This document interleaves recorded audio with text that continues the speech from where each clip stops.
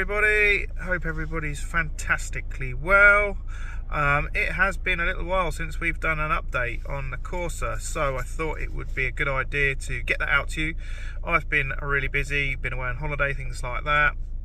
Things have been going on with the car slowly. It's just not been something that's been very fascinating to watch. You can obviously see how the car was and what it is now, and you know, seeing that change, I think it looks a lot better than, you know, watching somebody fill and sand something on camera is not that entertaining over a long period of time.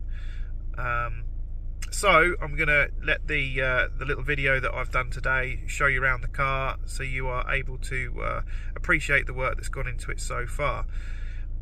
Also, excuse me, I do have a cold, absolutely stinking cold. I feel rough as fuck. But yeah, let's have a look.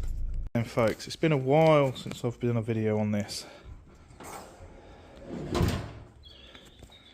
So, we've added this universal splitter down the front here. It actually sits right on the floor, as you can see.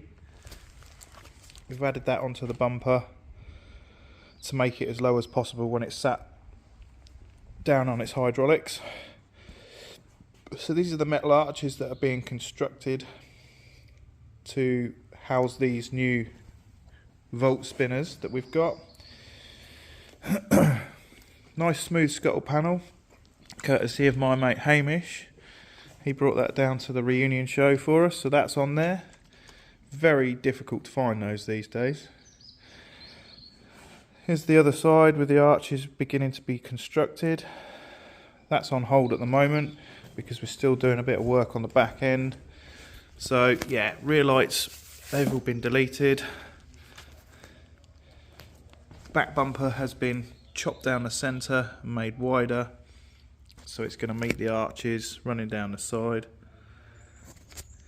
We've taken this bumper and taken this section here and dropped that 4 inches to make that touch the floor.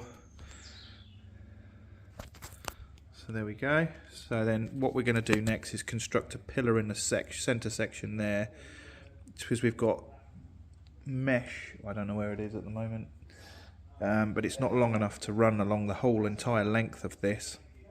So if we put a column in the middle, then at least we can join it onto each side of that. So here we go, this is with the boot open. So he's filled all these in here where the original lights were. And as you can see, so what we did, we got a Corsa boot skin, believe it or not, we managed to find one. And then he's welded some plates onto the end of the tailgate here, shaped these round to cover up where the lights will be. That's the other side. So that's all looking good. Mess in there. Still got soundproofing and stuff to go in. There's boxes and boxes of it there. I've done all underneath the carpet now, as we saw in a previous video. We've got to start working on this back end, but I've still got to weld all the arches up and stuff yet, because obviously you can still see the tyres and the gaps through there. So we'll do that a bit at a time. Shut this down.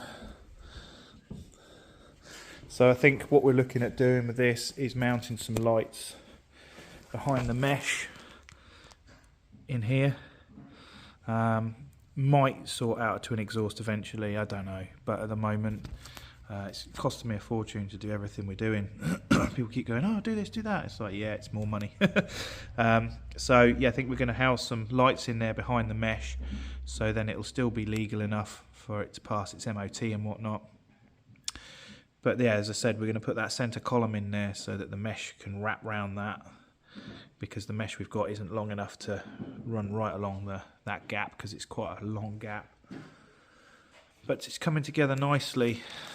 Obviously, there's still a lot of work going on with this bumper, so things aren't completely finished on it. But you can get the idea of where we're going. And I think that is everything.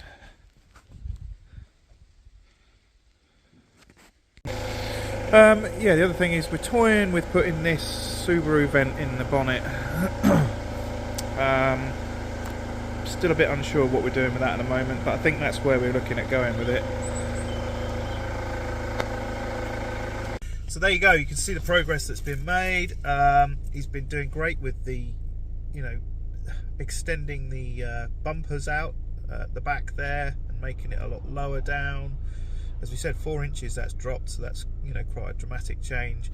It just looked silly. It was sitting too high, especially compared with the front end. Now that's dropped, so we thought it was a fantastic idea to bring that down to match the same level. We were actually having a discussion, and we were saying we have to be very careful with the hydraulics now. Won't be able to raise just the front up because it will tilt the back down more and rip the bumper off, or vice versa. So they're going to have to both come up together and go down whenever we use those in future. The progress can start on the arches soon and widening the side skirts out, things like that.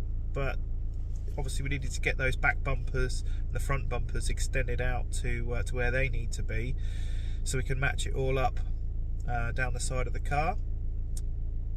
I actually held the build up a little bit because I suddenly decided that I wanted to extend that bumper down. Otherwise we probably would have been onto the sides already, but I think it was a good decision, the right decision. He's going to be building that centre column in there tomorrow.